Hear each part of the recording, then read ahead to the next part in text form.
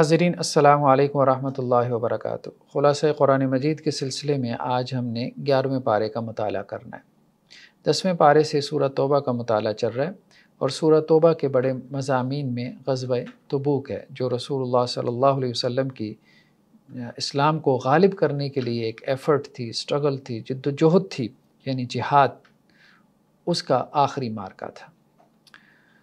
شروع کی آیات کے اندر اللہ سبحانہ و تعالیٰ نے خاص طور پہ جو آپ صلی اللہ علیہ وسلم کے ساتھی تھے کہ جنہوں نے اسلام کو جزیرہ نما عرب کے اندر غالب کرنے میں اپنے خون اور پسینے کی محنت شامل کی، ان کو ایک خراج تحسین پیش کیا اور ان کے مقام اور مرتبے کو بیان کیا۔ والسابقون الاولون من المہاجرین والانصار، تو اللہ سبحانہ و تعالیٰ یہ کہہ رہے ہیں کہ مہاجرین اور انصار دو گروہ تھے، ایک جو مکہ سے ہجرت کر کے گیا اور دوسرے انصار وہاں کے جو مدینہ کے لوکل لوگ تھے۔ ان میں جو سبقت لے جانے والے ہیں یعنی سینئر صحابہ ہیں، ایک تو یہ ہو گیا، والذین اتبعوہم بإحسان، اور پھر جنہوں نے ان سینئر صحابہ کی پیروی کی یعنی جونیئر صحابہ جو فتح مکہ اور اس کے بعد ایمان لائے۔ جیسا کہ سورہ حدید کے اندر بھی کہا گیا کہ جو فتح مکہ سے پہلے ایمان لے کے آئے اور جنہوں نے قتال کیا وہ ان کے برابر نہیں ہیں جنہوں نے فتح مکہ کے بعد جو ہے وہ قتال کیا اور فتح مکہ کے بعد ایمان قبول کیا۔ تو بہرحال صحابہ کے اندر گریڈیشن ہے، اس میں کوئی حرج نہیں ہے، اس گریڈیشن کے کرنے میں یہ درست ہے۔ کچھ سینئر صحابہ ہیں، کچھ جونیئر صحابہ ہیں، پھر سینئر صحابہ میں بھی سب سے افضل حضرت ابوبکر صدیق رضی اللہ عنہ ہیں، پھر اس کے بعد خلفائے راشدین ہیں، پھر عشرہ مبشرہ ہیں، پھر اس کے بعد اصحاب بدر ہیں، پھر اس کے بعد جو ہے وہ صلح حدیبیہ کے جو 1400-1500 اصحاب ہیں وہ ہیں، پھر اس کے بعد فتح مکہ کے صحابہ کا معاملات ہے۔ تو صحابہ کرام کے معاملے میں دونوں قسم کے صحابہ کے بارے میں، جو سینئر صحابہ ہیں جو اسلام میں سبقت لے گئے، پہلی جنہوں نے اسلام قبول کر لیا اور اسلام کے لیے جن کی قربانیاں زیادہ ہیں، اور وہ جنہوں نے فتح مکہ کے بعد جو ہے وہ جہاد اور قتال کیا اور انفاق کیا، یہ دونوں قسم کے صحابہ کے بارے میں اللہ تعالیٰ نے کیا کہا؟ رضی اللہ عنہم ورضوا، اللہ ان سے راضی، وہ اللہ سے راضی ہیں، اور ساتھ میں ان کو جنت کی بشارت بھی دی۔ وَأَعَدَّ لَهُمْ جَنَّاتٍ تَجْرِي تَحْتَهَا الْأَنْهَارُ، اللہ نے ان دونوں کے لیے، سینئر اور جونیئر صحابہ دونوں کے لیے، جو فتح مکہ سے پہلے ایمان لے کے آئے، فتح مکہ کے بعد ایمان لے کے آئے، وہ جو سابقون الاولون ہیں مہاجرین اور انصار میں سے، اور وہ جنہوں نے مہاجرین اور انصار میں سے سابقون الاولون کی پیروی کی، اتباع کی، یعنی بعد میں آنے والے، ان سب کے لیے، بلکہ قیامت تک جو لوگ آئیں گے وہ سب بھی اس میں شامل ہیں جو صحابہ کرام کے منہج کے اوپر ہیں، صحابہ کے متبع ہیں، فالوورز ہیں، ہاں سوائے اس کے کہ جو صحابہ کرام کو برا بلا کہنے والے ہیں، صحابہ پہ طعن و تشنیع کا دروازہ کھولنے والے ہیں۔ تو صحابہ کرام کے جنتی ہونے کی بشارت مہاجرین اور انصار، ایک بات تو یہ ہوگی ان کے جنتی ہونے کی بشارت، اور پھر ان میں سے جو سابقون الاولون ہیں ان کی بھی جنتی ہونے کی بشارت، اور پھر جو ان کے جونیئر ہیں جو بعد میں ایمان لے کے آئے ان کے جنتی ہونے کی بشارت، یہ ہمیں قرآن میں ملی۔ تو اب صحابہ کے اوپر طعن کا دروازہ کھولنا، اللہ کے رسول صلی اللہ علیہ وسلم کے ان ساتھیوں کے اوپر، اور قرآن مجید کا ہم مطالعہ کریں، قرآن تو ہم پڑھتے نہیں ہیں، کہ مختلف غزوات جن کا تذکرہ قرآن نے کیا تفصیل سے، غزوہ احد، غزوہ بدر، غزوہ تبوک، اس کے اندر صحابہ کی کیا قربانی ہے، تو یہ دین ایسے تو نہیں ہم تک پہنچ گیا، ان کی قربانیوں سے ہم تک پہنچا ہے۔ اس لیے آپ صلی اللہ علیہ وسلم فرمائے بہترین زمانہ میرا زمانہ، اور اس کے بعد جو میرے زمانے کے بعد کا زمانہ ہے یعنی صحابہ کا زمانہ، وہ بہترین زمانہ ہے، پھر اس کے بعد کا زمانہ یعنی تابعین کا زمانہ، تو یہ خیر القرون کے لوگ ہیں، بہترین لوگ ہیں۔ اگر اللہ کے رسول صلی اللہ علیہ وسلم کی صحبت میں جو لوگ رہے ہیں ان کا تزکیہ نہ ہو سکا، تو پھر ہم اور آپ کیسے جو ہے یہ دعویٰ کر سکتے ہیں کہ یہ ہمارا تزکیہ جو ہے وہ رسول اللہ صلی اللہ علیہ وسلم کی صحبت کے بغیر ہی ہو گیا؟ تو یہ درست نہیں ہے۔ ٹھیک ہے، صحابہ کرام کو ہم یہ نہیں کہتے کہ وہ انبیاء کی طرح معصوم ہیں، لیکن چھوٹی چھوٹی باتوں کے اوپر ان پر طعن کے دروازے کھولنا ہے، جیسا کہ ہمارے ہاں بعض یوٹیوبرز کا معاملہ ہے، ٹھیک ہے، کہ صحابہ کرام کے اوپر طعن و تشنیع کرتے ہیں اور عجیب انداز میں جو ہے وہ جونیئر صحابہ کے بارے میں طعن کا دروازہ کھولا جاتا ہے اور تحقیر کا اور استہزاء کا انداز اختیار کیا جاتا ہے۔ ٹھیک ہے، اختلافات ہوئے صحابہ میں، اختلافات تو آپ کے گھر میں بھی ہو جاتے ہیں، آپ کے اماں ابا کے بھی اختلافات ہو جاتے ہیں۔ اگر آپ کے اماں ابا کے اختلافات ہوں اور اماں ابا ایک دوسرے کو کوئی باتیں کہیں، تو کیا وہ سب پبلک میں چوراہے میں بیان کرنا ضروری ہے آپ کے لیے؟ کہ ہمارے ابا نے جو ہے وہ ہماری اماں کو یہ صلاح باتیں سنائی اور ہماری اماں نے جو ہے وہ ہمارے ابا کو جو ہے وہ یہ باتیں بنائیں، ٹھیک ہے، آپ کہیں یہ بات تو حق سچ ہے، ٹھیک ہے حق سچ ہوگی، آپ کے اماں ابا کی لڑائی حق سچ ہوگی، ہر گھر میں لڑائیاں ہوتی ہیں، لیکن کیا اس کو پبلک پلیس پہ بیان کرنا، اسپیکر پکڑ کے جو ہے وہ آپ ممبر پہ بیٹھ کے اس کو بیان کریں کہ یہ ہمارے گھر میں ہو رہا ہے، میں اس لیے بیان کروں کہ یہ حق سچ ہے؟ تو یہی معاملہ ہے کہ بڑے لوگ جو ہے وہ اگر ان کی کوئی کمی کوتاہی آپ کے سامنے آ بھی جاتی ہے، جن کی دین کے لیے بڑی قربانیاں. پہلی بات تو یہ ہے کہ اس طرح کی کمی کوتاہی ہے نہیں، اور ویسے بھی جو ہے وہ جھوٹی تاریخی روایتیں ہیں جن کو بنیاد بنا کے جو ہے وہ اس قسم کا طعن و تشنیع کا دروازہ کھولا جاتا ہے. اور اگر آ بھی جاتی ہے تو جس کا خیر کا پہلو غالب ہو تو اس کی جو کمی کوتاہی ہوتی ہے اس کو بیان نہیں کیا جاتا. تو بہرحال اللہ سبحانہ و تعالیٰ اس طبقے کو سمجھ عطا فرمائے جو صحابہ کرام رضوان اللہ علیہم اجمعین، اللہ کے رسول صلی اللہ علیہ وسلم کے اولین جو ساتھی تھے، اصحاب تھے، اور جن کی وجہ سے یہ دین ہم تک پہنچا، جن کی قربانیوں سے. حضرت موسیٰ علیہ السلام کے ساتھیوں نے جواب دے دیا تھا، اذهب انت وربک فقاتلا انا هنا قاعدون، آپ اور آپ کے جو ہے وہ پروردگار جا کے قتال کریں، ہم تو یہاں بیٹھے ہوئے ہیں. تو کیا ہوا؟ بنی اسرائیل 40 سال تک جو ہے صحرا کے اندر بھٹکتے پھرتے رہے، لیکن صحابہ کرام نے اللہ کے رسول صلی اللہ علیہ وسلم کے ساتھ کھڑے ہو کے قربانیاں دیں، بدر میں دیں، احد میں دیں، خندق میں دیں، پھر اس کے بعد فتح مکہ میں شامل ہوئے، پھر اس کے بعد حنین کی جنگ ہوئی، اس میں شامل رہے، پھر تبوک. تو ایک سیرت کا مطالعہ کریں، بہت قربانیاں ان کی. تو ہمیں تو ان کا شکر گزار ہونا چاہیے بجائے اس کے کہ ہم ان کے اوپر جو ہے وہ طعن کے دروازے کھولیں اور اس کو جو ہے وہ اپنے مذہب کی جو ہے وہ اور مسلک کی پہچان بنائیں، یا اپنا جو ہے وہ تعارف بنا لیں. مطلب بعض لوگوں نے اپنا تعارف ہی یہ بنا لیا کہ جی یہ صحابہ کرام کا ناقد ہے، معاذ اللہ ثم معاذ اللہ، اور اسی تعارف کے ساتھ وہ جو ہے وہ دنیا سے جائے گا اور لوگ اس کا تذکرہ کریں گے کہ جی ناقد صحابہ جو ہے وہ چلا گیا ہے. تو یہ کوئی اچھا تبصرہ ہوگا کسی کے اوپر، کیونکہ ساری زندگی صحابہ کے اوپر طعن و تشنیع میں گزر گئی، اللہ کے رسول صلی اللہ علیہ وسلم کے ساتھیوں کے اوپر طعن و تشنیع میں گزر گئی. نیکسٹ آیات کے اندر جو ہے وہ منافقین کی ایک مسجد کا تذکرہ. ہم نے کہا تھا کہ مدینہ کے اندر جیسا کہ کچھ لوگ تو ایمان لے کے آ گئے تھے، تو یہ سچے لوگ تھے، سچے مومن تھے. کچھ ایسے تھے جو منافق تھے، بظاہر ایمان لے آئے تھے لیکن حقیقت میں ایمان نہیں لائے تھے، جیسے کہ عبداللہ بن ابی اور اس کے ساتھیوں کا تذکرہ. اب یہ وہ لوگ تھے جو احد میں علیحدہ ہو گئے. آج یہ کہتے ہیں کہ جی صحابہ میں تو منافق بھی تھے. او بھائی صحابہ منافق نہیں تھے، اس بات کو سمجھو، اس بات کو سمجھو، صحابہ منافق نہیں تھے. صحابی کی جو ٹیکنیکل ڈیفینیشن ہے وہ یہی ہے کہ صحابی وہ ہوتا ہے جس نے حالت ایمان میں اللہ کے رسول صلی اللہ علیہ وسلم کو دیکھا اور حالت ایمان میں ہی دنیا سے چلا گیا. تو جو تو منافق تھے وہ تو احد میں علیحدہ ہو گئے، 1000 میں سے 300 علیحدہ ہو گئے. ان میں سے بھی بعض کو اللہ نے توبہ کی توفیق دی، انہوں نے توبہ کر لی، لیکن بعض نے نہیں کی. تو ان کا معاملہ تو واضح تھا، سب کو پتا تھا. تو باقی جن صحابہ کے اوپر طعن کا دروازہ کھولا جاتا ہے تو وہ تو جلیل القدر صحابہ ہیں، جلیل القدر صحابہ ہیں کہ جن کی صحابیت میں کوئی شک و شبہ نہیں ہے، بلکہ ان کے بارے میں ہمیں روایات ملتی ہیں ان کے فضائل اور ان کے مناقب کے حوالے سے.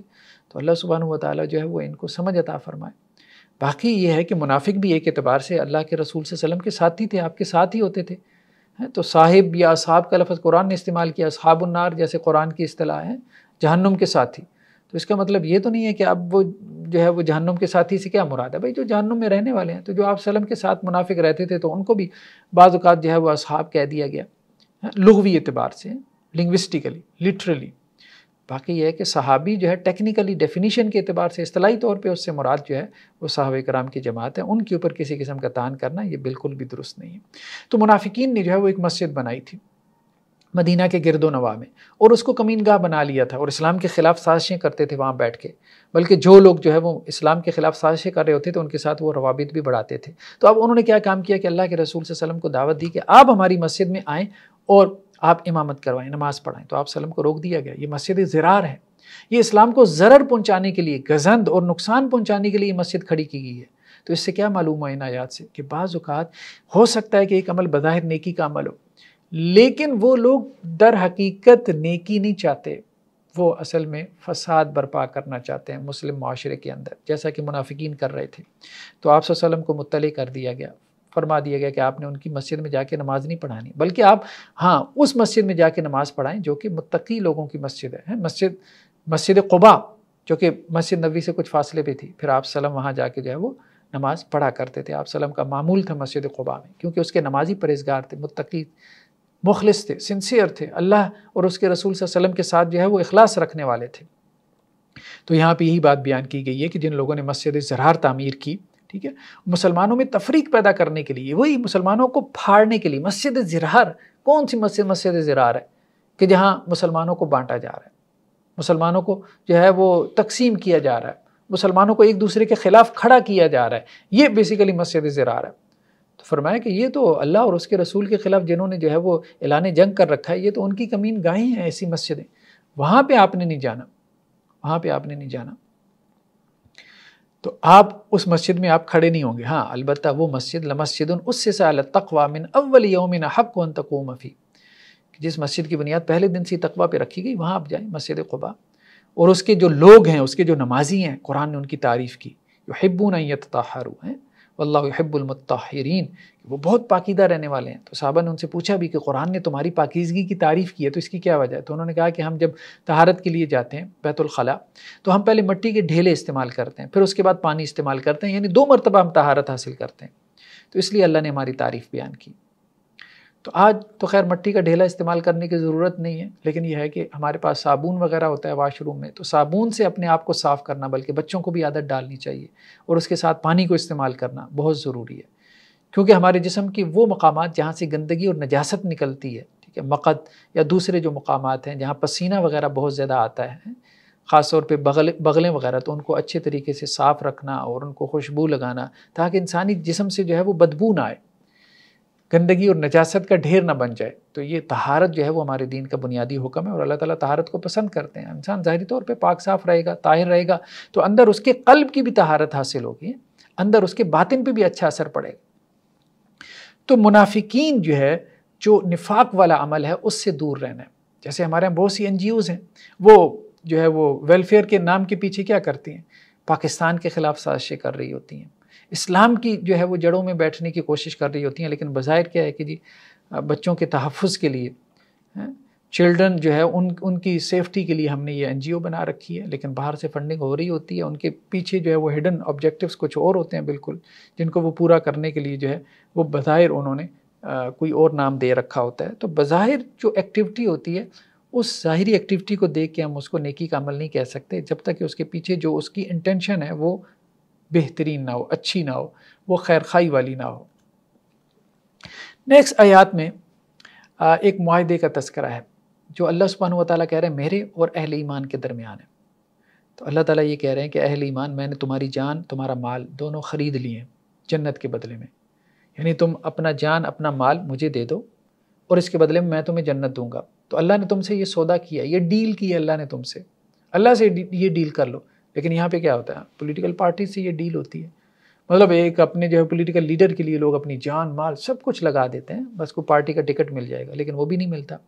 اور بعض کو تو بیچاروں کو وہ بھی امید نہیں ہوتی، خواہ مخواہ جھوٹے نعروں کی بنیاد پہ جو ہے وہ اپنی ساری انرجی اور اپنی ساری توانائی جو ہے وہ کسی پارٹی کے لیے لگا دیتے ہیں، دنیا کے لیے لگا دیتے ہیں.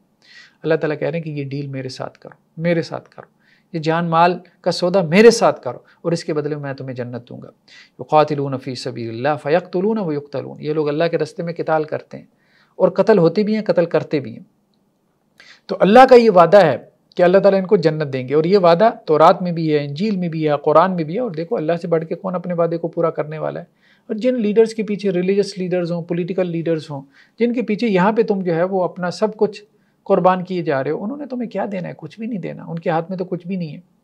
وہ سب جھوٹے وعدے کرنے والے. وہ الیکشن سے پہلے جو ہے وہ آتے ہیں، ایک ان کی مہم ہوتی ہے اور ہر علاقے میں جا کے جو ہے وہ پارٹیاں بڑے بڑے اجلاسات کرتی ہیں، بڑے بڑے دعوے کرتے ہیں، آپ کی گلیاں پکی کروا دیں گے، سیوریج کا نظام ٹھیک کروا دیں گے، آپ کے ہاں جو ہے وہ لائٹ آ جائے گی، گیس کے کنیکشن بحال ہو جائے گا، نوکریاں دلوا دیں گے، آپ کے علاقے کے مسائل حل کریں گے. اور اس کے بعد آپ کو نظر ہی نہیں آتے جب ان کو سیٹ مل جاتی ہے، جب وہ الیکشن میں جیت جاتے ہیں. لیکن دیکھو یہ تو جھوٹے وعدے جو لوگ کرتے ہیں، دنیا کی چھوٹی سی جو ہے وہ خیر کے بدلے، دنیا کی چھوٹی سی جو ہے وہ نعمت کے بدلے، چھوٹے سے کام کے بدلے تم ان کے لیے سب کچھ قربان کر دیتے اور اس کا بھی پتہ نہیں ہوتا کہ وہ تمہیں ملنے والی ہے کہ نہیں ہے. تو اللہ کے لیے، اللہ سے یہ وعدہ کرو اور پھر اس وعدے کے اوپر خوشخبری حاصل کرو. فاستبشروا ببیعکم الذی بایعتم بہ، جنہوں نے یہ اللہ سے سودا کر لیا اس پہ وہ خوش ہوں. اللہ کے لیے، اللہ کے دین کے لیے، اس کی خاطر جو ہے وہ جان دینا، اس کی خاطر اپنے مال کو لگانا، جان بھی لگانا، مال بھی لگانا. جان مال لگانے سے یہ بھی مراد ہے کہ اپنے اوقات کار لگائے، اپنا وقت لگائے ہیں. اللہ کے دین کے لیے لگانے سے کیا مراد ہے؟ مطلب اب تو ہمارے پاس سب سے بڑی جو ایکٹیویٹی ہے وہ دعویٰ ایکٹیویٹی ہے. اگر نان مسلم سوسائٹی میں ہے تو لوگوں کو مسلمان کریں، اس طرف راغب کریں، اور اگر مسلم سوسائٹی میں، مسلم معاشرے میں ہے تو پھر کیا کریں؟ پھر لوگوں کو دین کے اوپر لے کے آنے کی جد و جہد کریں، کوشش کریں، ایفرٹ کریں کہ لوگ دین کو پریکٹس کریں. اور وہ دین جو کتاب و سنت سے ثابت ہو رہا ہے، وہ نہیں جو ہمارے ہاں جو ہے وہ ہر قسم کا ایک قسم کا کلچرل دین ہے یا بہت سے جو ہے وہ لوگوں نے بنا لیا ہے. نیکسٹ آیات میں جو ہے وہ مشرکین کے لیے مغفرت کی دعا کرنے سے منع کیا گیا ہے، بھلے وہ آپ کے والدین ہی کیوں نہ ہو۔ اللہ کے نبی صلی اللہ علیہ وسلم سے کہا گیا کہ کسی نبی کے لیے یہ جائز نہیں، اور نہ ہی اہل ایمان کے لیے یہ جائز ہے کہ وہ مشرکین کے لیے استغفار کریں، ان کے لیے دعا کریں، چاہے وہ ان کے قریبی رشتہ دار کیوں نہ ہو، جبکہ واضح ہو چکا کہ مشرک جو ہے وہ جہنم میں جائے گا۔ اللہ سبحانہ و تعالیٰ نے واضح کر دیا ہے کہ مشرک کی مغفرت نہیں ہوگی، تو اب مشرک کے لیے دعائیں مغفرت نہیں ہے۔ اللہ کے رسول صلی اللہ علیہ وسلم کے چچا جو ابو طالب تھے، تو آپ صلی اللہ علیہ وسلم نے آخر وقت میں ان سے کہا تھا کہ میرے کان میں کلمہ پڑھ لیں، میں اللہ کے ہاں جو ہے وہ درخواست کروں گا، اللہ سبحانہ و تعالیٰ آپ کو معاف کر دیں گے۔ لیکن حضرت ابو طالب کے قریب بیٹھے تھے ابو جہل اور بڑے بڑے سرداران قریش، تو انہوں نے کہا، آر دلائی ان کو، حضرت ابو طالب کو، کہ آپ اپنے باپ دادا کے دین سے پھر جائیں گے؟ تو پھر انہوں نے یہی کہا کہ میں عبد المطلب کے دین پہ جو ہے وہ فوت ہوتا ہوں، اور اسی پہ ان کی وفات ہوئی۔ اگرچہ اللہ کے رسول صلی اللہ علیہ وسلم کی صحیح حدیثوں میں ہے کہ آپ صلی اللہ علیہ وسلم نے فرمایا کہ حضرت ابو طالب نے جو میری تائید کی، جو میری نصرت کی، بہت تائید اور نصرت کی حضرت ابو طالب نے آپ صلی اللہ علیہ وسلم کی، تو اس کے بدلے میں اللہ سبحانہ و تعالیٰ انہیں جہنم کا سب سے ہلکا عذاب دیں گے۔ لیکن یہ ہے کہ استغفار کی اجازت نہیں دی گئی آپ صلی اللہ علیہ وسلم کو، اپنے چچا کے لیے بھی نہیں دی گئی۔ نیکسٹ آیات میں غزوہ تبوک میں کچھ صحابہ کرام جو ہے وہ پیچھے رہ گئے تھے۔ اچھا، کچھ تو منافق تھے جن کا تذکرہ لاسٹ ایپیسوڈ میں گزرا کہ وہ آپ صلی اللہ علیہ وسلم کے پاس آ کے بہانے بناتے تھے کہ ہماری یہ مسائل ہیں، وہ مسائل ہیں، جس کی وجہ سے ہم جنگ میں نہیں جا سکتے۔ اور دوسری طرف کچھ ایسے مسلمان تھے جو مخلص تھے، سنسیئر تھے، خیر خواہ تھے اللہ اور اس کے رسول کے ساتھ، لیکن یہ ہے کہ وقتی طور پہ ان کے اوپر سستی کا حملہ ہو گیا، تو سستی کی وجہ سے جو ہے وہ، کم ہمتی کی وجہ سے وہ جنگ میں شریک نہیں ہو سکے، تو ان کے لیے پھر بائیکاٹ کیا گیا، ان کا سوشل بائیکاٹ 40 دن تک لوگوں نے ان کے ساتھ جو ہے وہ بات چیت چھوڑ دی، منع کر دیا گیا کہ ان کے ساتھ بات چیت نہیں کرنی۔ پھر 10 دنوں کے بعد یہ بھی کہا گیا کہ اپنی بیویوں سے بھی علیحدہ ہو جاؤ، تو یہ 50 دن ان کے لیے بہت سخت تھے۔ تو ان میں 3 صحابہ کے نام آتے ہیں، حضرت کعب بن مالک اور حضرت ہلال اور حضرت مرارہ۔ اب یہ مخلص صحابہ تھے، تو جب یہ آپ صلی اللہ علیہ وسلم جو ہے وہ غزوہ تبوک سے واپس آئے ہیں، تو یہ آپ صلی اللہ علیہ وسلم کے پاس آئے، تو اللہ کے رسول صلی اللہ علیہ وسلم نے ان سے پوچھا کہ آپ کیوں نہیں غزوے میں شامل ہوئے؟ تو انہوں نے کہا کہ اللہ کے رسول صلی اللہ علیہ وسلم، سچی بات یہی ہے کہ ہمارے پاس سواری بھی تھی، ہمارے پاس استطاعت بھی تھی، بس اسی سوچ میں کہ آج نکلتے ہیں کل نکلتے ہیں، ہمیں تاخیر ہو گئی، ہم لیٹ ہو گئے۔ تو اب ان کا معاملہ کیا ہوا؟ قرآن مجید نے کہا کہ ان 3 کا تذکرہ کرو کہ جن کے اوپر زمین تنگ ہو گئی تھی اپنی ساری کشادگی کے باوجود، اور ان کی اپنی جان بھی ان کے اوپر تنگ ہو گئی تھی۔ مطلب سوشل بائیکاٹ ہو گیا تو انسان سوشل اینیمل ہے، جب سب سے ہی جو ہے وہ بالکل قطع تعلق ہی ہو جائے تو انسان کیسے رہ سکتا ہے؟ بہت زیادہ تنگی انہوں نے محسوس کی، اور انہوں نے یقین کر لیا کہ اب اللہ کے علاوہ کوئی جائے پناہ نہیں ہے، تو پھر اللہ نے ان کی توبہ قبول کی۔ بے شک اللہ تعالیٰ توبہ قبول کرنے والا، رحم کرنے والا ہے۔ اب ان کے لیے ایک اور آزمائش یہ تھی کہ مختلف جو قبائل کے سردار تھے جو کہ کافر اور مشرک قبائل تھے، یا بعض جو چھوٹی چھوٹی سلطنتیں تھیں، ان کے جو کنگز تھے، جو بادشاہ تھے، وہ بھی ان کو لالچ دے رہے تھے کہ محمد صلی اللہ علیہ وسلم نے تمہارے ساتھ جو ہے وہ بہت برا کیا ہے، جو تمہارا سوشل بائیکاٹ ہو رہا ہے، تمہاری مجبوریاں تھیں، یہ تھیں وہ تھیں، اس لیے تم نہیں نکل پائے، تو تم ہمارے پاس آ جاؤ، ہم تمہاری بہت جو ہے وہ عزت اور احترام اور تمہاری ریسپیکٹ کریں گے۔ لیکن اللہ نے انہیں ثابت قدم رکھا اور وہ اپنے دین پر ثابت قدم رہے۔ تو یہی ہے کہ غلطی ہو جاتی ہے، لیکن منافق جو ہے وہ اپنی غلطی کو کیا کرتا ہے؟ ڈیفینڈ کرتا ہے، اس کو جسٹیفائی کرتا ہے، اور جو بندہ مومن ہوتا ہے وہ اپنی غلطی کا اعتراف کر لیتا ہے، اللہ تعالیٰ اس کے لیے توبہ کا دروازہ کھول دیتے ہیں۔ تو بس یہ ایٹیچیوڈ کا فرق ہے۔ نفاق اور ایمان والے دونوں ایٹیچیوڈ میں بنیادی فرق یہی ہے کہ ایمان والے ایٹیچیوڈ میں یہ ہے کہ غلطی ہوتی ہے اور بندہ ندامت اور شرمندگی کا احساس کرتے ہوئے معافی مانگ لیتا ہے، اور منافقت والے ایٹیچیوڈ میں کیا ہوتا ہے، جس میں انسان نفاق کے راستے پہ چل پڑتا ہے، کہ انسان جو ہے وہ اپنی غلطی کو جسٹیفائی کرتا ہے، قسمیں اٹھاتا ہے کہ میں نے ٹھیک کیا، اپنے آپ کو مطمئن کرنے کی کوشش کرتا ہے میں بالکل ٹھیک کر رہا ہوں، پھر شیطان بھی اس کے لیے اس کے برے اعمال کو کیا کرتا ہے؟ مزین کر دیتا ہے، اور وہ اسی پہ مطمئن ہو جاتا ہے۔ جیسے ہمارے یہاں بہت سارے لوگوں کو دیکھیں کہ انہوں نے اپنے آپ کو پتہ نہیں کیسے مطمئن کیا ہوتا ہے، اتنا ظلم کرتے ہیں، دنیا کی ہر برائی کریں گے، اور پھر اپنے آپ کو جو ہے وہ انہوں نے مطمئن بھی رکھا ہوگا۔ یہ وہ منافقانہ ایٹیچیوڈ ہے، وہ انسان کو جو ہے وہ دنیا اور آخرت میں تباہ کر دیتا ہے۔ نیکسٹ آیات میں جو ہے وہ سچے لوگوں کی صحبت میں رہنے کا حکم دیا گیا، کہا گیا کہ اہل ایمان اللہ سے ڈرتے رہو، وکونوا مع الصادقین، اور سچے لوگوں کے ساتھ رہو، صدق، سچائی۔ جو سچ بولنے والے ہیں، سچائی صرف قول کی نہیں ہے بلکہ عمل کی بھی سچائی ہے۔ بعض اوقات انسان قول سے تو سچا ہوتا ہے لیکن اپنے عمل سے جو ہے وہ جھوٹ بول رہا ہوتا ہے۔ تو جس میں قول اور عمل دونوں سچائی ہوں، یہ صادق ہے، ان لوگوں کی صحبت میں رہو، کیونکہ نیک لوگوں کی صحبت میں آپ رہیں گے۔ خاص طور پہ نیکی سے مراد کیا ہے؟ سچے لوگ، سچا آدمی جو ہے، سچا کھرا آدمی، یعنی جس کے بارے میں آپ کہیں کہ یار یہ جھوٹ نہیں بولے گا، ایسے آدمی کی صحبت میں رہیں، ایسے آدمی کی صحبت میں رہیں۔ اس کی صحبت آپ کی زندگی میں تبدیلی لے آئے گی۔ اللہ کے رسول صلی اللہ علیہ وسلم نے فرمایا کہ جب تم کسی عطر بیچنے والے کے پاس بیٹھتے ہو تو اگر تمہیں عطر نہ بھی ملے، یعنی وہ تمہیں گفٹ اور ہدیہ نہ بھی کرے یا تم خرید نہ بھی سکو، تو پھر بھی کم از کم خوشبو تو اس کی پالو گے۔ اسی طرح سے اگر کسی بھٹی والے کے پاس بیٹھو گے جو کہ بھٹی کے اندر جو ہے وہ کچھ تپا رہا ہے یا کچھ بنا رہا ہے، تو اور کچھ نہ حاصل ہو تو کم از کم دھواں یا کوئی آگ کی چنگاری تمہارے کپڑوں کے اوپر پڑ کے اس کو جلا کے راکھ کر دے گی۔ تو یہی اچھی اور بری صحبت کی مثال ہے۔ اچھی صحبت سے کچھ نہ کچھ آپ کو اچھا حاصل ہوگا، اور بری صحبت سے، برے دوستوں کی صحبت سے آپ کو برا حاصل ہوگا۔ تو انسان بیسیکلی جو ہے وہ اپنے دوستوں کے دین پر ہوتا ہے، تو اس لیے دوستوں میں جو ہے وہ اچھے دوست اختیار کرے، اچھی صحبت اختیار کرے، اچھے کولیگز، اچھے پڑوسی، یہ اللہ کی بہت بڑی نعمت ہے۔ اچھے رشتہ دار، اس کے اوپر اللہ کا جو ہے وہ شکر ادا کرتے رہنا چاہیے۔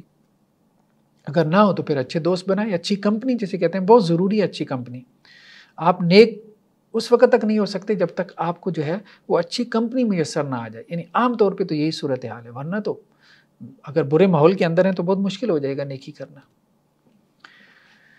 نیکسٹ آیات کے اندر جو ہے وہ اللہ کے دین کے لیے سفر کرنا، یعنی اللہ کے دین کا جو علم ہے اس کو حاصل کرنے کے لیے سفر کرنا، اس کی اہمیت کو بیان کیا جا رہا ہے، اور کہا جا رہا ہے کہ اہل ایمان کیوں نہ ایسے ہوا کہ تمہارے اندر میں سے ہر بڑے قبیلے میں سے، گروہ میں سے ایک چھوٹا سا کوئی گروپ نکلتا اور وہ اللہ کے رسول صلی اللہ علیہ وسلم کے پاس آ کے مدینہ میں دین کی سوجھ بوجھ حاصل کرتے اور پھر واپس جا کے اپنے قبیلے اور قوم اور خاندان والوں کو ڈراتے۔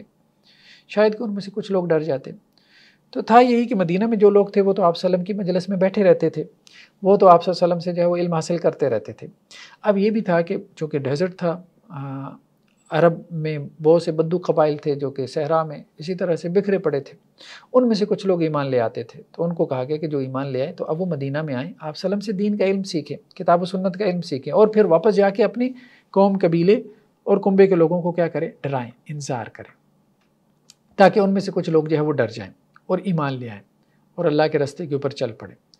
تو یہ ہے تفقہ فی الدین، یعنی دین میں گہری سوجھ بوجھ حاصل کرنا۔ اور دین میں گہری سوجھ بوجھ حاصل کرنے کا آبجیکٹیو کیا؟ انذار ہے، لوگوں کو اللہ سے ڈرانا، آخرت سے ڈرانا، تاکہ وہ اللہ کے دین کے اوپر آ جائیں۔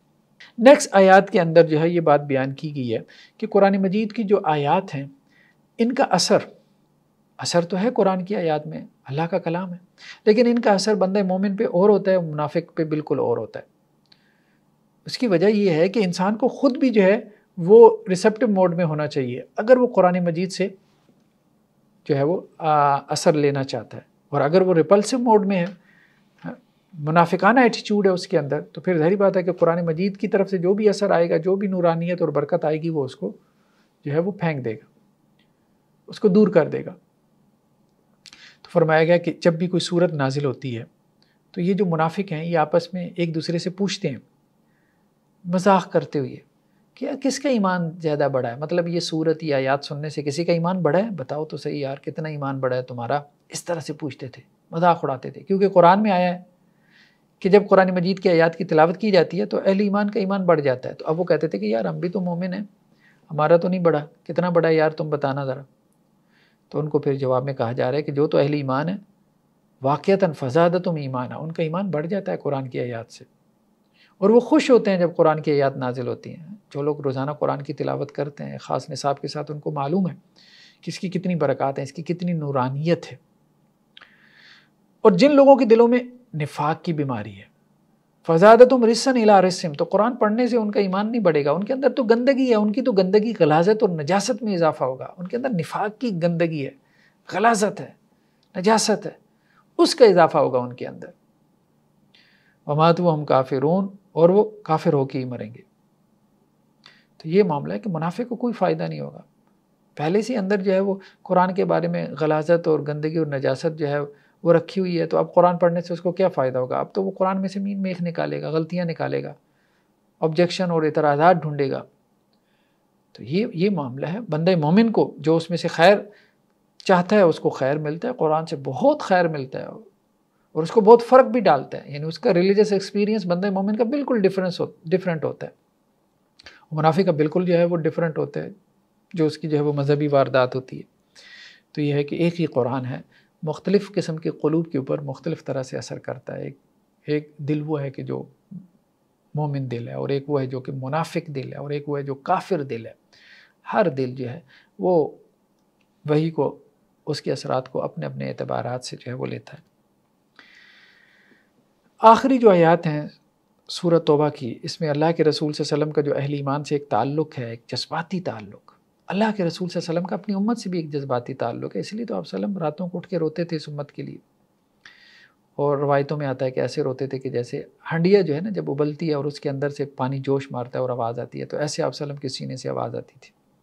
اور ساتھ میں توکل علی اللہ کا بیان ہے کہ اپنے معاملات اللہ کے سپرد کر دو۔ تو فرمایا گیا کہ تمہارے پاس ایک رسول آئے، اور اے اہل ایمان، وہ رسول تمہارے بارے میں بہت حریص ہیں، جیسے ہم اپنی اولاد کے بارے میں حریص ہوتے ہیں نا کہ ان کو یہ بھی مل جائے وہ بھی مل جائے۔ تمام والدین لالچ کرتے ہیں اپنے اولاد کے بارے میں، یہ کامیاب ہو جائیں، کہیں کسی مقام پوزیشن پہ پہنچ جائیں۔ تو اسی طرح اللہ کے رسول صلی اللہ علیہ وسلم اس امت کے بارے میں کہ یہ کامیاب ہو جائیں، اور اللہ کے رسول صلی اللہ علیہ وسلم کس اعتبار سے کامیابی کو سامنے رکھتے ہیں؟ آخرت کی کامیابی۔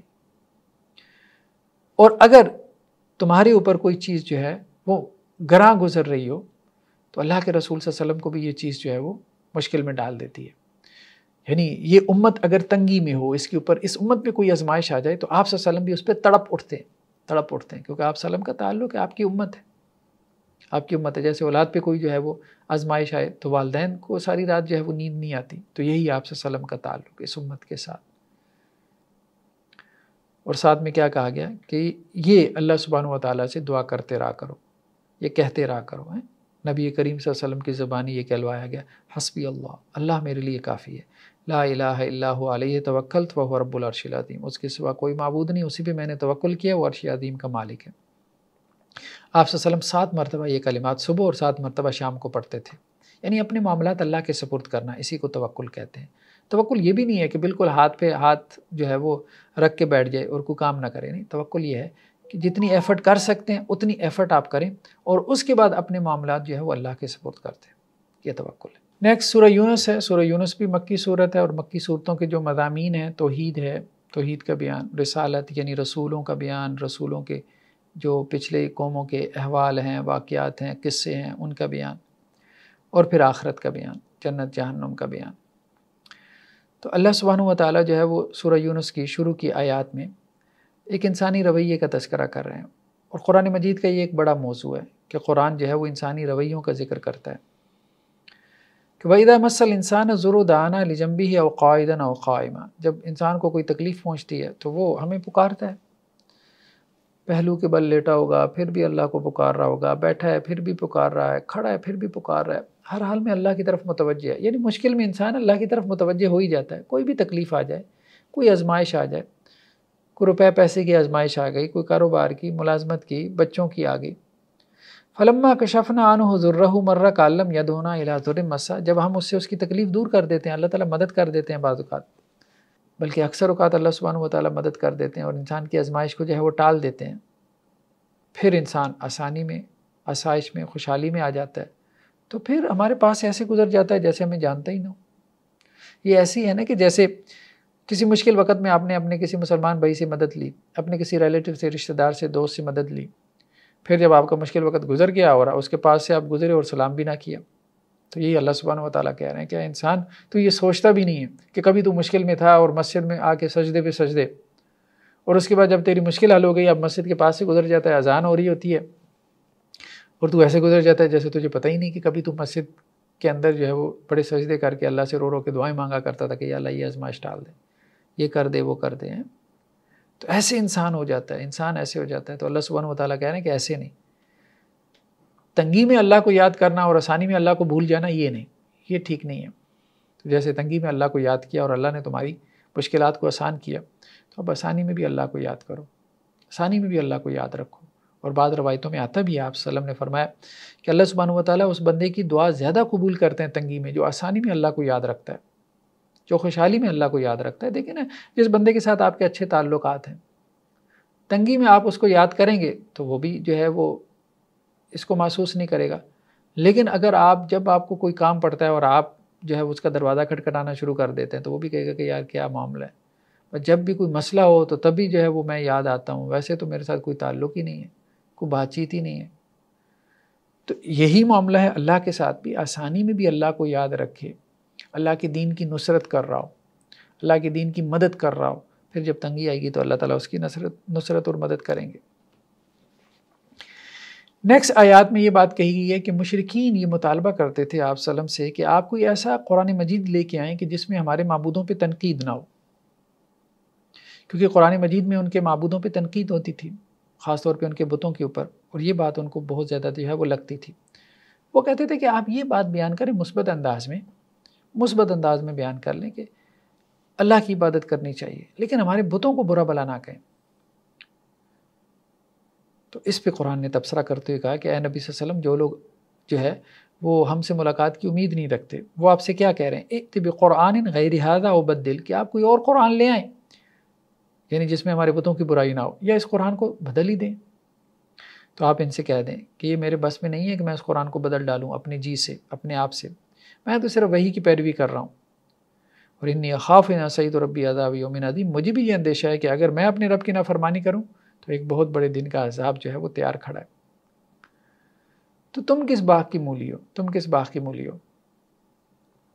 تو یہ بیسیکلی مشرکین مکہ کا جو ہے وہ مطالبہ تھا۔ آج بھی دیکھیں ہمارے ہاں بہت سارے مطالبات آپ کو مل جاتے ہیں، جی قرآن میں یہ ہے، قرآن میں وہ ہے، ٹھیک ہے۔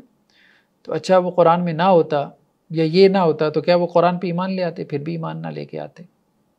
تو ان کا تو معاملہ یہی ہے کہ انہوں نے تو اعتراض ہی کرنا ہے، انہوں نے ماننا نہیں ہے، کیونکہ ماننے سے جو ہے وہ ان کو اطاعت کرنی پڑتی ہے، اور وہ تو آزادی کے مت والے ہیں، وہ تو چاہتے ہیں کہ جی ہمیں تو مادر پدر آزادی ملے، جو چاہیں ہم مرضی کریں۔